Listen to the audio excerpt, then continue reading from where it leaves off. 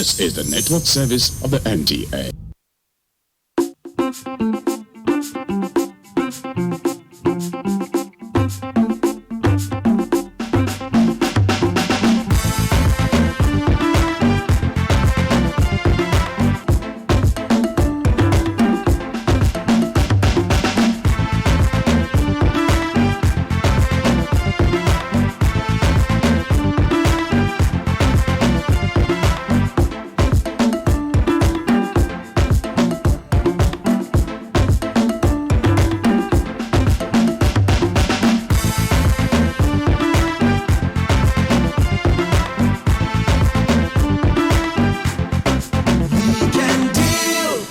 Worthy in learning and character is a proclamation written on our degree certificate upon graduation, university degree certificate, that is. It simply means that beyond book knowledge, a graduate of the university or even any higher institution at all must be morally standing, high moral standard in the society with the right principle and the right ethics. It is important that our higher institutions, or all academic institutions as a matter of fact, that churn out graduates or graduates of any level must have graduates that are well-rounded. That is why it is sad and very disheartening to see these institutions themselves fall below the moral compass. What can be done to set the standards high again as far as morally and even educationally is concerned? Whether we like it or not, there's a nexus between education and morality. What is that nexus? What are the challenges? What should we do? That is what our show today is all about. I said that is what our show today is all about, and then I remembered, have I told them? No, I have not. It is Weekend Deal, your favorite weekend show on TV, coming to you from the network service of the NTA. My name is Patience Eloy Abba. I am excited to be here. Please do join this conversation. Would love to hear from you. I said I'm excited, but there's somebody here who is equally as excited. Thelma. Always great to be here, Patience, and sitting right by your side, girl. It's another exciting day. In spite of the fact that excitement is in the air, we will not forget the seriousness of what we're discussing today. When we gather to have our think tank, we ask ourselves, are we doing enough? What remains to be done? Did we handle that situation adequately? Did we prefer lasting solutions? Are people getting the vibe? Because we know that we are the fourth estate of the realm. We also know that we're the chief watchdog. After all, we're the Nigerian Television Authority. And we take our tasks and responsibilities very, very seriously. That's why every week we're talking to you, about you, providing solutions for you, looking for a way where Nigerians in Nigeria and all over the world can be the better for it, and they can boast about being patriots. Today is no different. In spite of the fact that we enlighten, educate, inform, we want to inspire, motivate, we want to set an agenda, a workable and realistic one. That is why we always ask you to be part of the program. Send in your messages. What are your experiences? Is the real life messages you share with us that we'll put together so that our experts who will be on ground today can bring forth a lasting and result-oriented solutions that everyone can work with, both the students, the guardians, the parents, and the teachers themselves. Welcome to Weekend Deal. I'm Thelma Obaze. I trust you will stay with us. This show is set to go. Happy and successful homes cannot be built on immorality. We go to school, we seek education so we can be the best version of ourselves. So it's time for parents, guardians, students, and teachers themselves at all levels, from the primary school to the secondary school to the tertiary institutions, to be hands-on. As we set the tone right now for our package today, talking about education and immorality. Should we worry?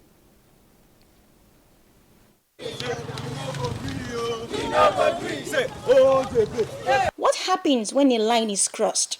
When ethics and integrity disappear? What happens when a public official diverts funds away from schools for his or her own use? When textbooks and instructional materials meant to be free are sold on the street.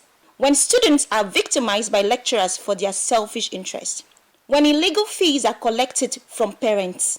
When a teacher is still on payroll but has not shown up for weeks and months. When students cheat, or when examiners accept bribe to influence results. When fraudulent contracts are made for suppliers and learning materials never reach students. When students are able to purchase fake degrees. When the line is crossed, this is corruption.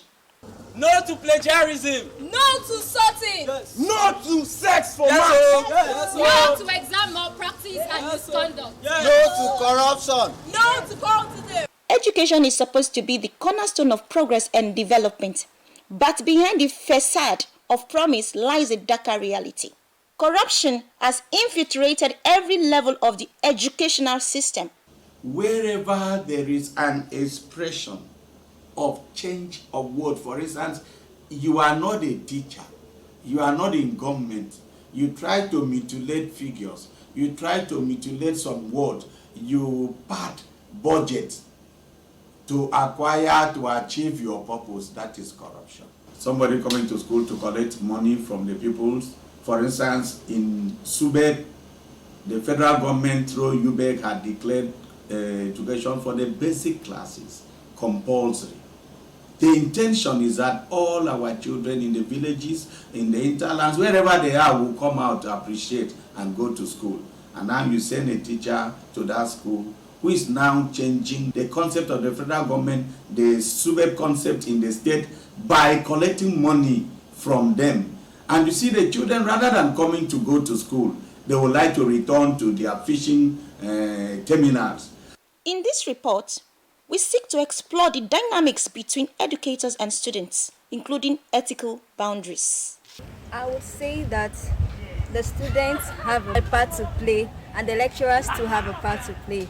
I will not completely blame the lecturers for immorality.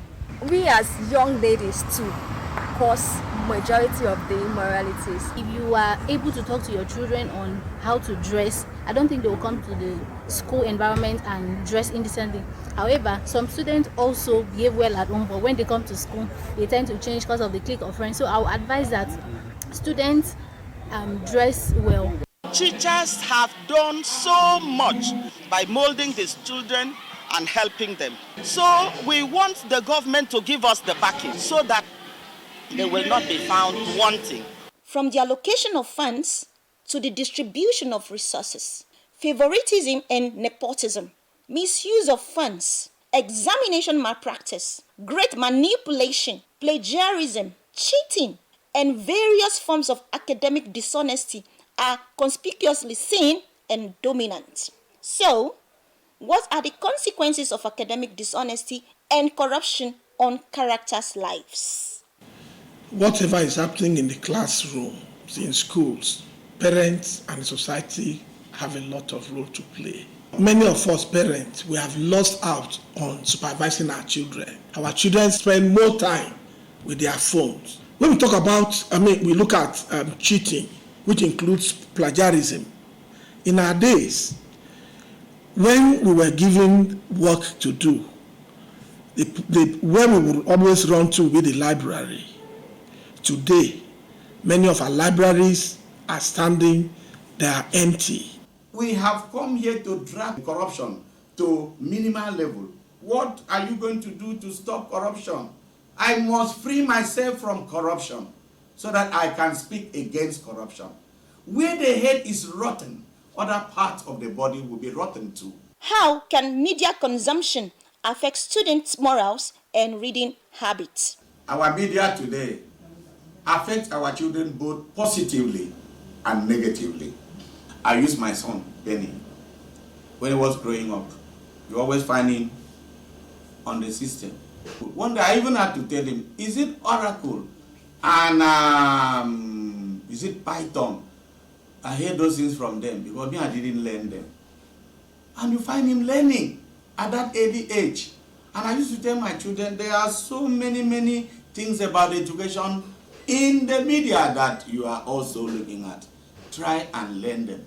Where he is now, he has started, though he's still in school, is playing serious stake now. Corruption reduces access to education from primary school to tertiary institution. It creates low-quality learning environments where the vulnerable suffer the most. It wastes talent and undermines our collective welfare. So, together, let's stand up against corruption in education.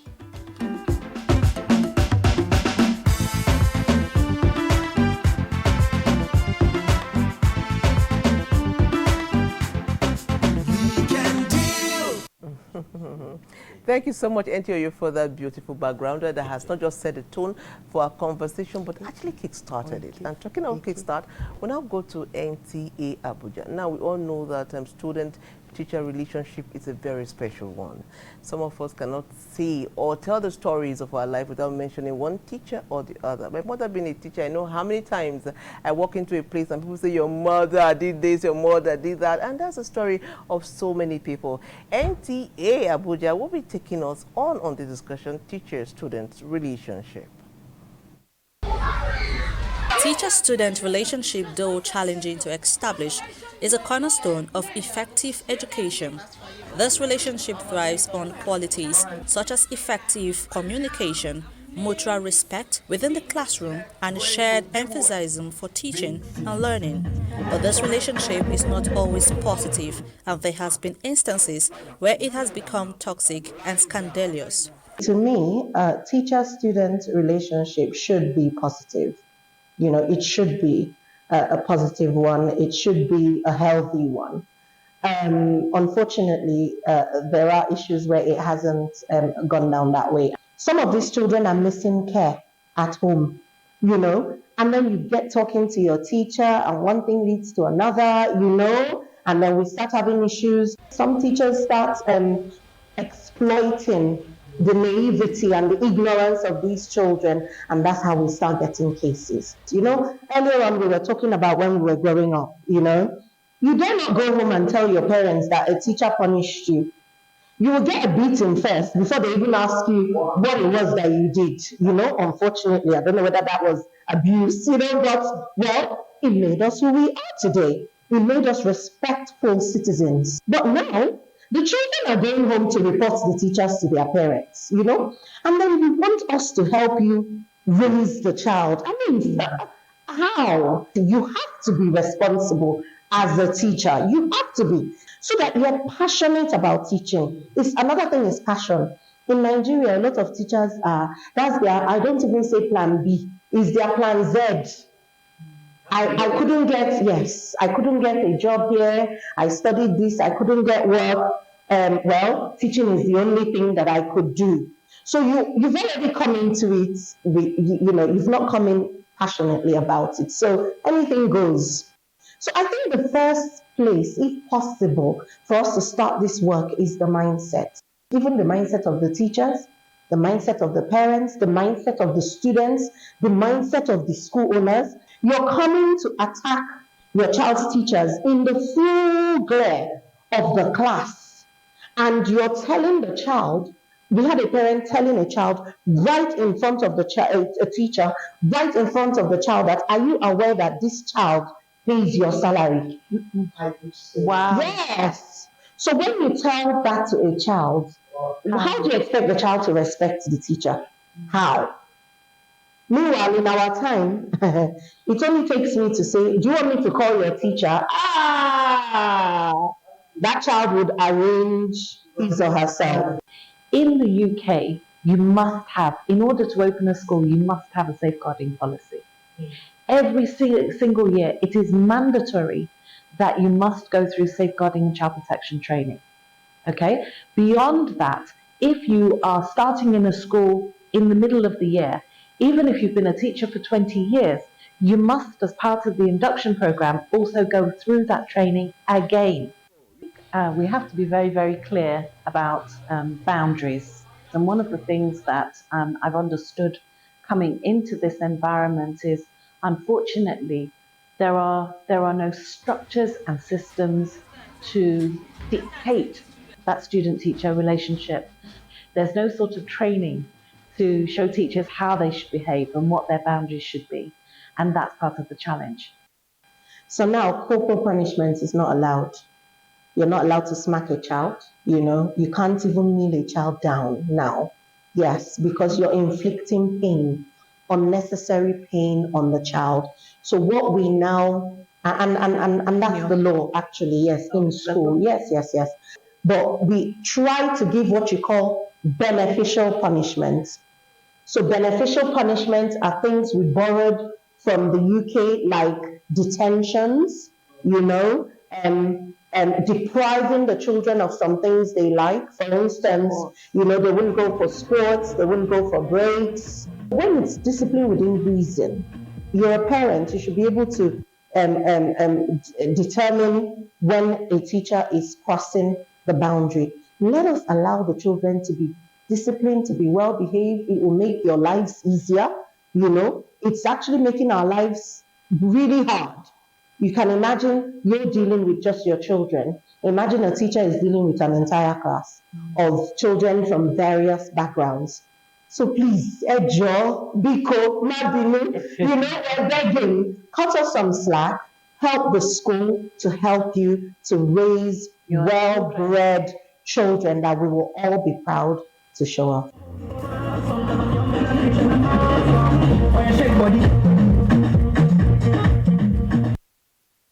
Because we know that though some of them may be young today, tomorrow they'll be leaders of our great country, Nigeria, and they'll be leading at so many levels in the work environment, in their homes, and in their communities.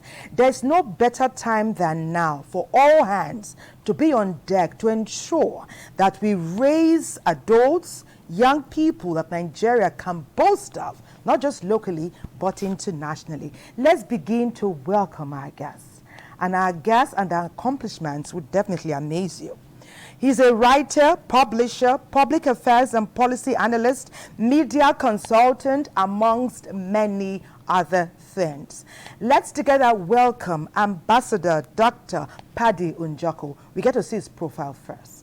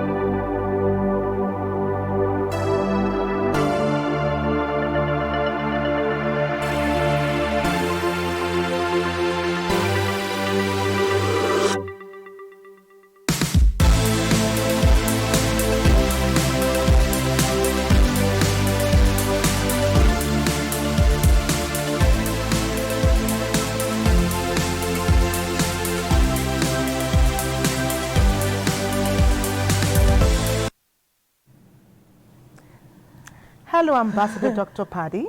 You're welcome. Live now, huh? Yes, Okay. Talk about raising young men, men and women that will be proud of tomorrow, a citizen that will stand strong. And that is why our next guest is here. Somebody who is doing something honorable as far as raising young men is concerned. Our next guest is Reverend Father Chibuikem Eke. He's a rector, SS Simon and Joe Seminary, Kuje, Abuja. Let's meet him virtually.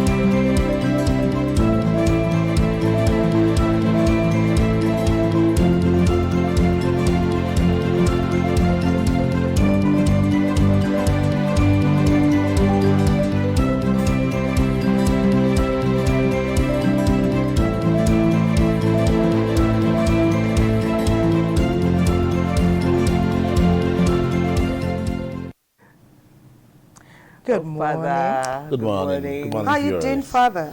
I'm good. It's a tough time for us, Easter Okay. season, but it's a beautiful time to be here. Indeed. I know you come with warm greetings and felicitations. Patience said earlier that you are raising young people that Nigeria can be very proud of. And our focus today is on education and immorality. When we bring issues like this to the fore, it must mean that in spite of our best endeavors, our best intentions, sometimes things do not go as we planned in terms of educational pursuits for the younger generation. Tell us, in your own opinion, where are we with regards to our topic today? You are raising young men, we know. What special innovation and ingenuity are you bringing as you raise them up to be sure that they stay on the straight and narrow path? Thank you. It's important to realize the aim of education, first of all, because sometimes we do not understand the reality of the aim of education. Education on its own comes from the Latin verb educare, to bring up, to raise up, to mold, to rear. And this is important for us to know. And this comes with the principle or the attitude of monitoring, of nurturing the individual to gain these skills that the person must possess at the end of the education. It also corresponds with another Latin verb, educere, which means to bring out. And bring out what? To bring out an attitude, an individual. But this time, educere is not exactly educare, because educere is more of a showman thing. Educere is like expressing something to the public, bring something out to the public. Sometimes we use the language packaging. These two must come together for the individual to gain the true realities and qualities of education, learning through the process and gaining the skills, and the person realizing what he or she will represent in the future. If any of the two is missing, there will be a little bit of challenge at the end of the educational process. There'll be a gap. There'll be a gap. Okay, Mr. Paddy. I started the show by saying that our certificate will read found worthy in learning and character. Do you think that is working? Do you think the young men and women we are turning out today are worthy in both aspects, learning and character? And if they are not, what is the challenge? What do you think is actually the challenge? Why some of them might not be standing tall morally?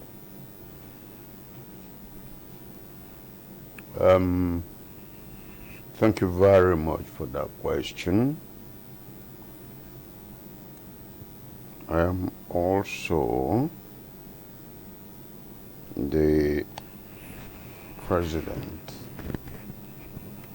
and Director General of the International Institute of Leadership and Governance. Impressive.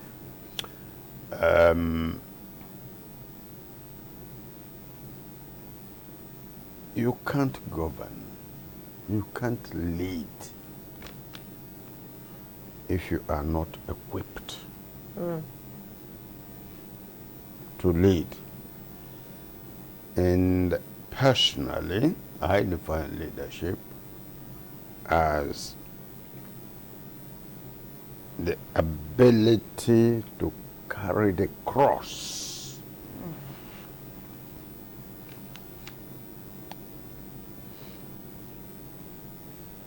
and go front so that others will be following. Okay.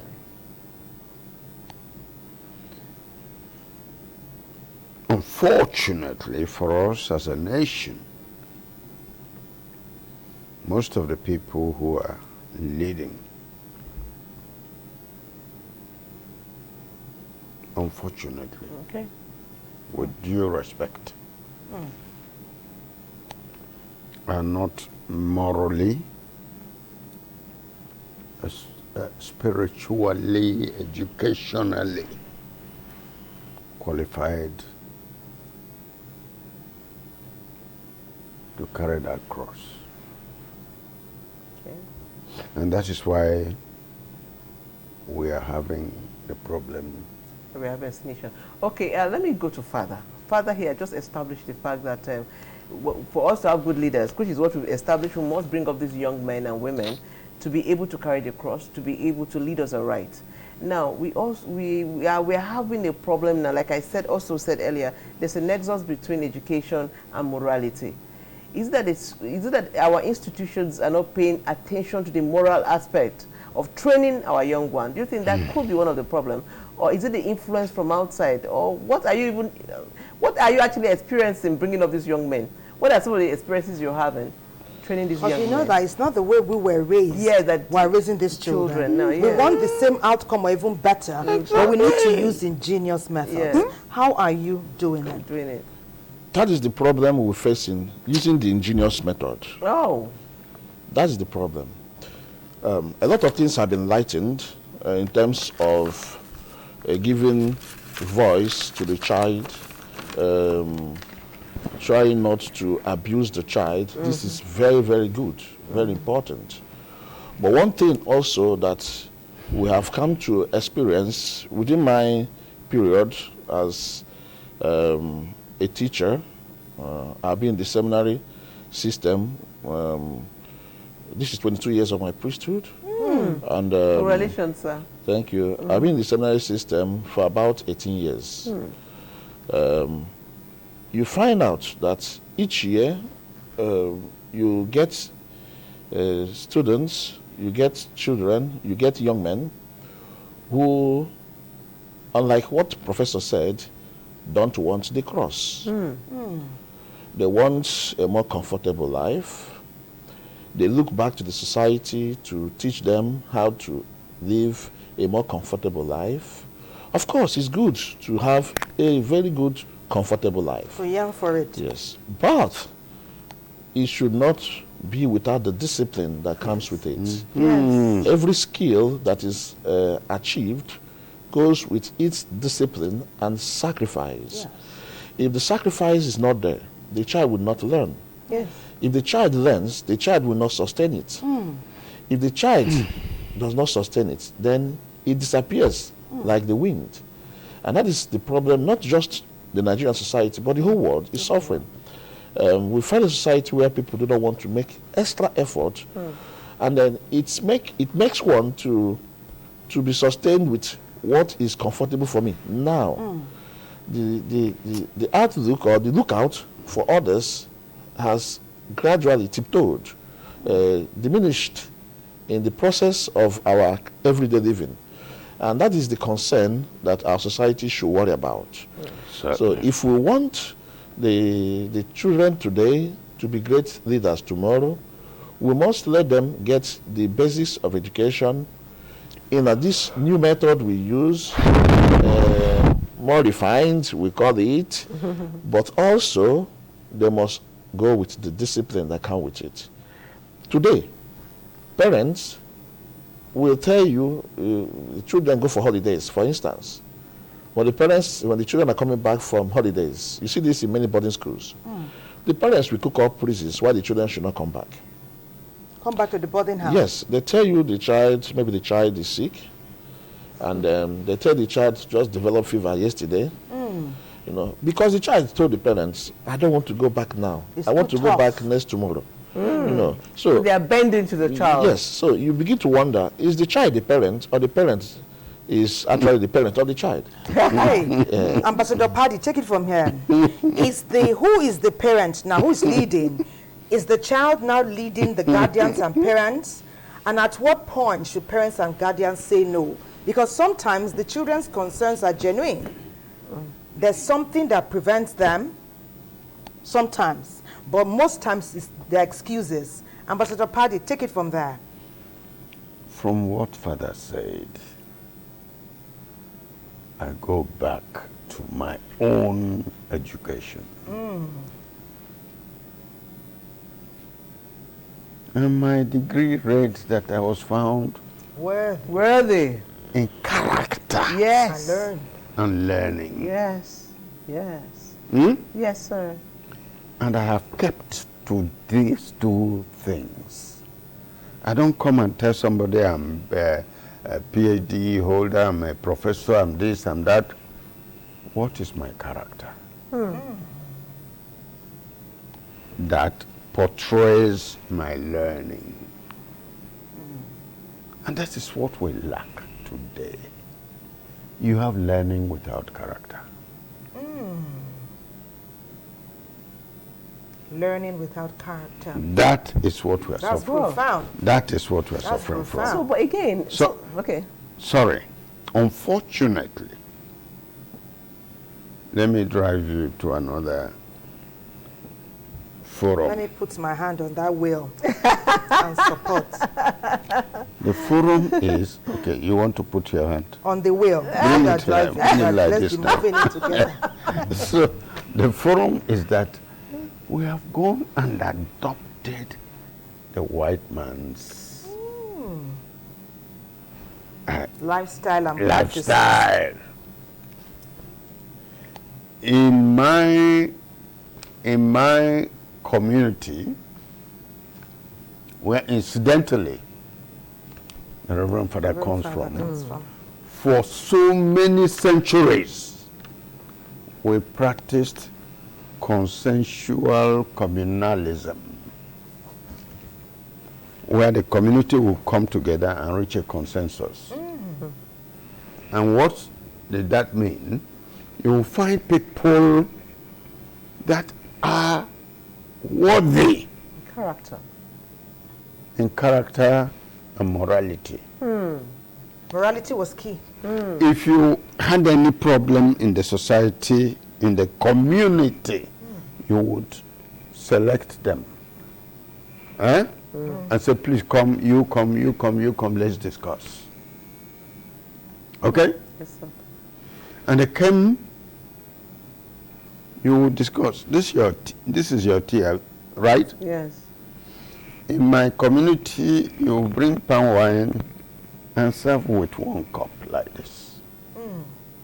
And everybody would drink from that one cup.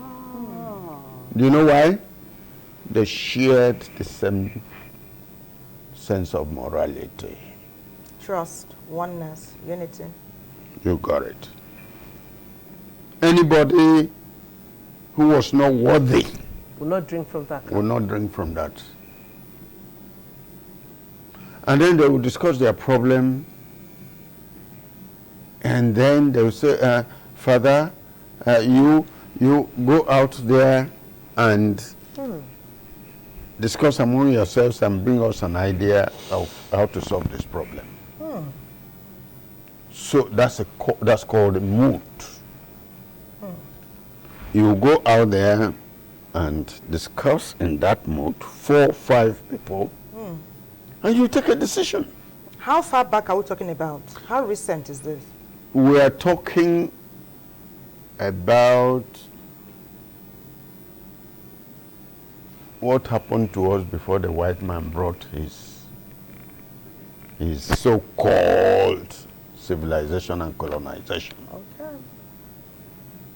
They disorganized us. Okay, so... Sorry. Okay. When you come back, when you finish your mood, you say, okay, Father, please, when we get in there, you will tell the community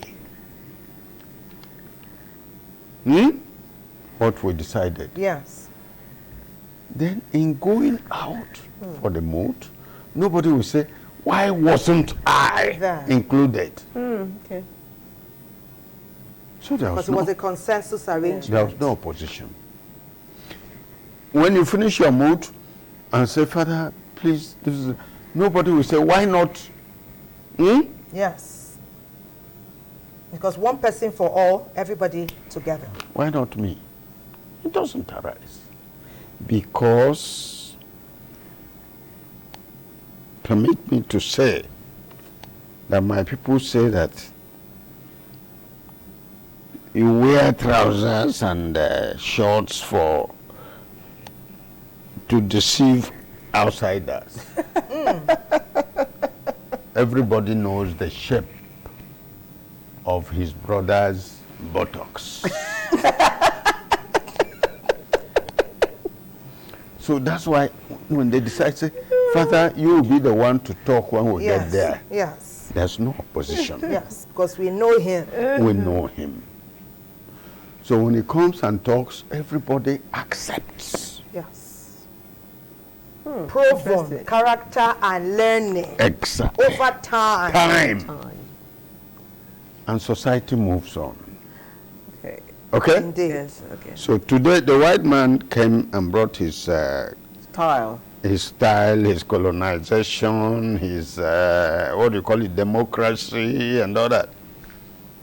And what is the implication of your democracy?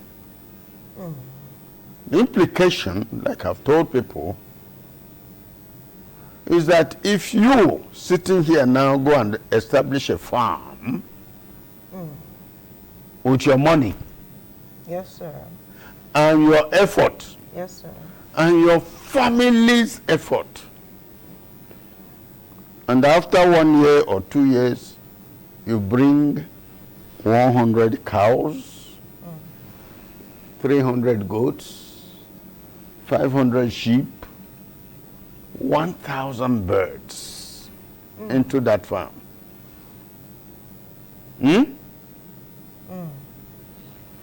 Then it's progressing very well. Then somebody comes from God knows where and tells you that every being here breathing is a being. I must have a voter's card. Okay, I think well. No, listen very well. Let's go on. Must have a voter's card. You say okay. Okay? The 10,000 beds or 5,000 beds you bring will elect a cock. Okay. To be ruling you. A cock. What are you saying? Or a hen? A bird. A bird. A bird, since you'll be happier with that word. Yes, a bird. They will elect a bird to be ruling you, ruling the cows. Yes, and the goats. And the goats. And the sheep. Because they are in majority. Okay. Okay, we're going to politics Let's now. hold it here. No, I'm not in politics, we need to so hold please. it for now. I'm not in coming politics. back to this very vibrant conversation and would like to get Reverend Fathers in on Ambassador Njoku's talk at this time. A break beckons, will take it. Don't you go anywhere. Keep your messages coming in. Patience is standing by to read them all out. Welcome back. Today it's all about education and immorality. And thank you so much for your messages. I'll be taking just a few now. One says, good morning. I'm Musa Sani from Kano State. I really love today's topic because nowadays you will see students cheating in exam. Thank you. And then Bernard from Cuba says, let's all look at education from good parenting culture and values, not just Western culture. I think it's in line with what our ambassador here is saying. He says some parents need serious orientation in all ramifications. Somebody from Alimi Bash from Gombe State. And then, okay, then somebody said, let father continue on, let father continue about a more comfortable life, and it is bad for parents to leave. Is it bad for parents to leave children from SS2 to cater for themselves? Because my neighbor is trying to make a big mistake. Father, this is for you. So, Father, we would want you now at this point to respond to some of the things that Ambassador Paddy threw up, and the fact that some people are saying here that parents even need more orientation than some of the students respond to all that. I mean, you have the experience, you're on the field, you're on the ground, so let's hear your experiences. Thank you. Well, from what Ambassador said, he has some good points. But also we must remember that the world is now a global village. True. And there are always positives in life and there are always negatives. I can't remember something that has just only positive or something that has just only negative. Only negatives. And so if we marry these two, depending on the quantity we take from each of them or which, that determines what happens in our realities of life. Our traditions, our customs, by the way, morality comes from, from the Latin mors, which has to do with custom, custom. And so what people are used to doing after a period of time that has become used, they have become used to it, and it has taken them for a while, living a good life, are not things that should be thrown away completely. It could be modeled, it could be modernized, it could be a little bit gigged up to see if it will meet up the demands of the society that comes ahead. For instance, as we in our present situation, we could borrow some of the things we have in the past, but also look at what we could use at this time to move ahead in our bringing up our children to what they should be. We cannot completely reject everything that is coming from outside of us. But can you give us some specifics? You are working with young boys now, so you know that, like you already said, the world is a global village. Some of our young people already know things at 10, at 8, at 12 that we did not know till we were 18 or 20, because there's social media, there's the television, there's the radio, and they're always interacting with their colleagues.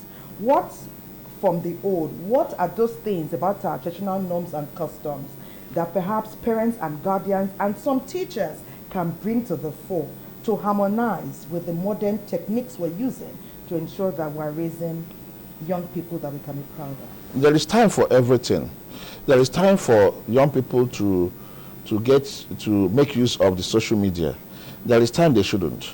There is time for us adults to who can make use of the social media. There are times we shouldn't.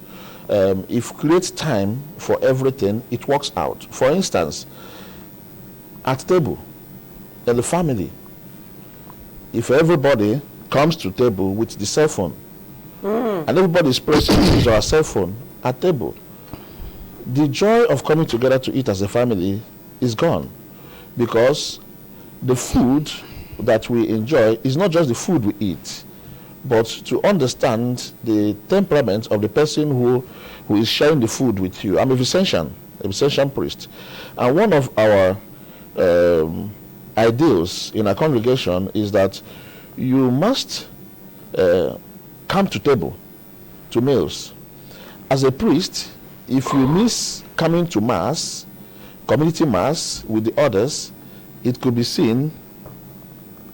If you miss coming to mass with the others, the brothers will find out what really is happening to you afterwards.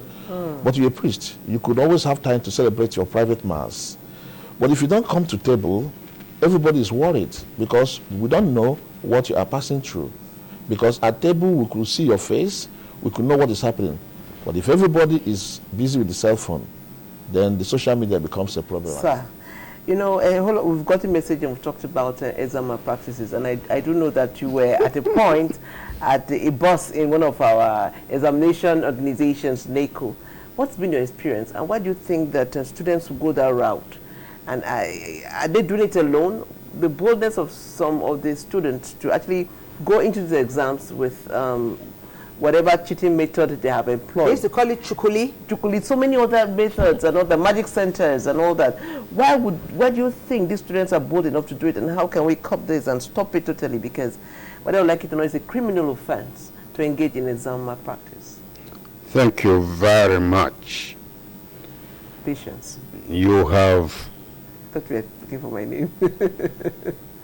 Patience, you have taught me another vocabulary now, chukuli. Chukuli. I didn't know about it.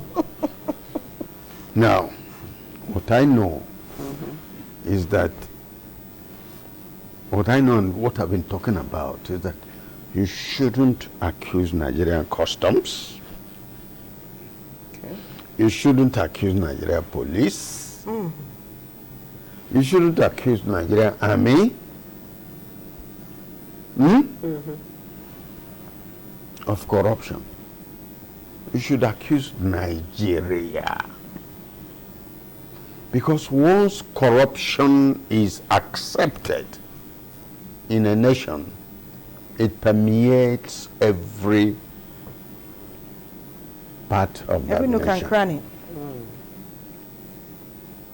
Okay? Yes, sir. I was chairman of the National Examinations Council, and I saw this thing you were talking about. What I did as chairman was to raise outside monitors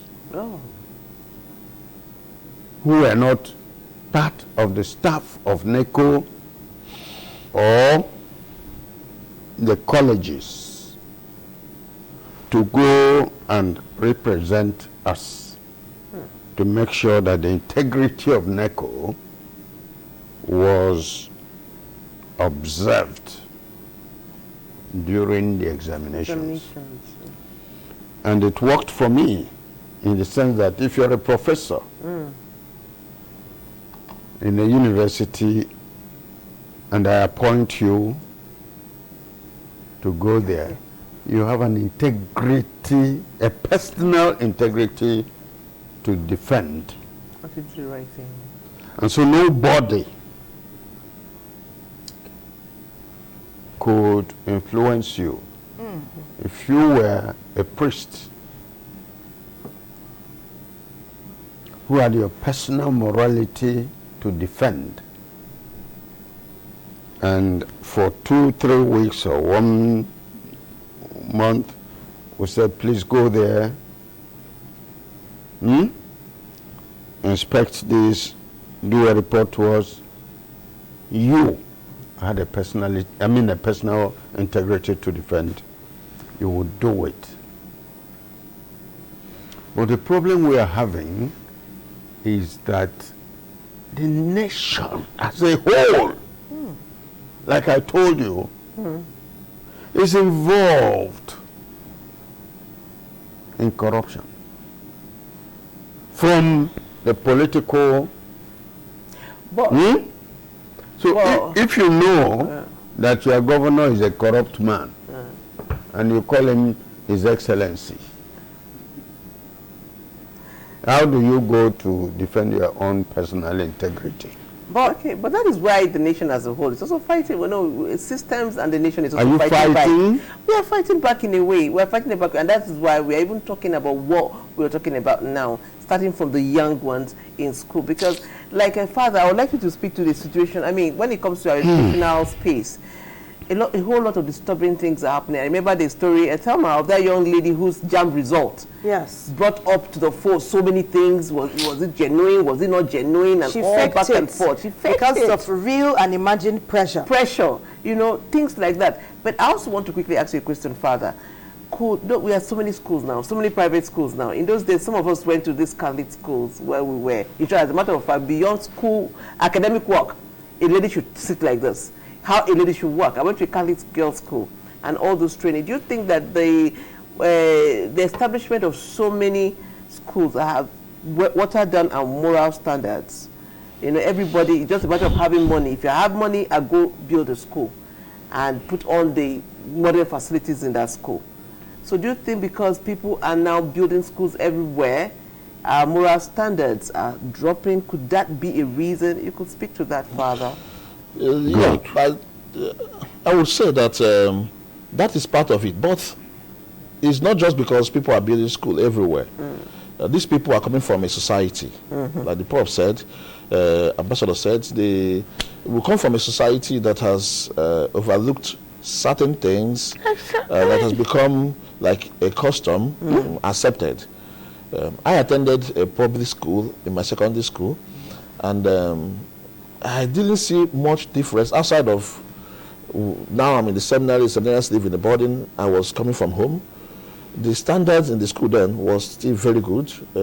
Teachers were strict. Parents were even stricter than some of the parents were stricter than the teachers. Yes. So it becomes, your parents would allow you to get out of the house in a particular dress. Looking in one way. Your parents would allow you to follow some pattern of friends. Your parents will tell you, I don't want to see you with this person. This person doesn't look good. Some parents will go to the extent of going to visit the family of the person their friend is related with. Yes. And but today we don't have this. I think it comes back to the families. I think it comes back to the families. Perhaps many of the parents are too busy to pay attention to the extra things that formal education gives to a child. Because we're talking about education, there are different types of education. We talk about formal education, we talk about the cultural education that a child should have. And if these things are that wide from each other, it becomes a problem. If the child today comes from a family that the parents will say, I want to be proud my child has 2 A's, 5 B's or 3 B's, and he can defend it. One of my professors used to say, an unmerited gift is an embarrassment. I like that. And a scandal. Because you come out and people are praising you for what you have achieved, but like the girl we talked about, and then at the end of it, we can see how the whole thing came out, how it turned out. But if it's something that you have done, even if you come first in the class, your name comes out as the first position in the class, inside of you, if the child had cheated, the child will not celebrate it. In reality, the child knows that I didn't work for this. I cheated. The child will respect the other classmate who perhaps is second, but he knows this child who is second is genuine. The child did very well. And when it comes to defense, you see the person who comes first will be scared of even coming to defend what he had achieved publicly. Because he knows that he didn't work for it. You know that we have a time now where we hear of parents even assisting, working, colluding with the teachers to help students. It starts from even the primary to secondary to the tertiary institution. I remember in university then, I used to have a friend whose father would bring gallons of fuel for lecturers. That is after the other things have been done. That was the extra to cap it up, because many people were doing the other one. So he will just come, send his driver with loaded gallons of fuel, maybe like 5 per lecturer. But I will get how this latest gist has impacted our guests and our experts here. But that'll be after we go on this short break. Don't go away.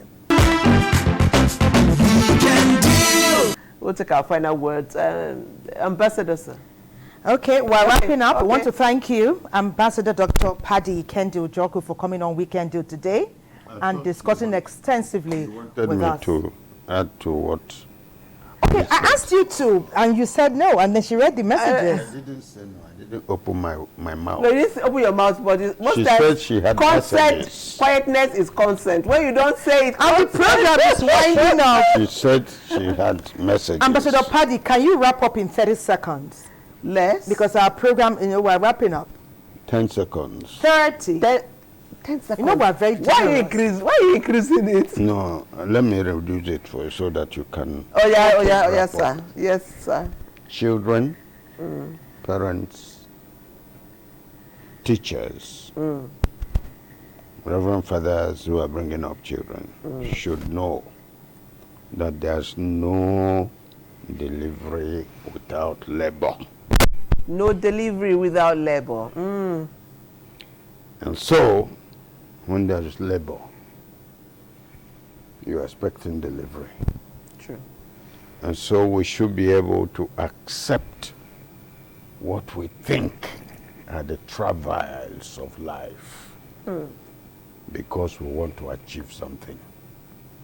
The problem we are having in the country today is that people want to deliver without labor. Okay. So travels are part of life. They are part of Travels life. are part of They life. Are natural. We need to rest it there. Even the Almighty God took days to create the world. You promised, and that's where we go.